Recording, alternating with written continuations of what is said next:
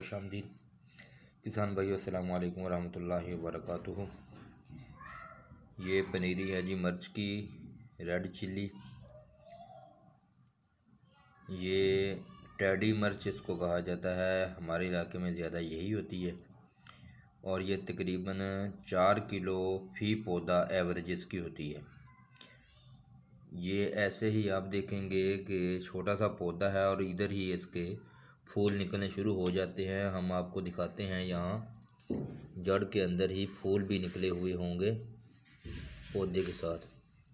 ये देखिए छोटा सा ही पौधा है और ये नीचे से तना एक है ये, और ऊपर ये देखिए इसका खिलार कितना बड़ा है। और अभी आपको दिखाएं कि इसी के साथ फूल लगे हुए हैं।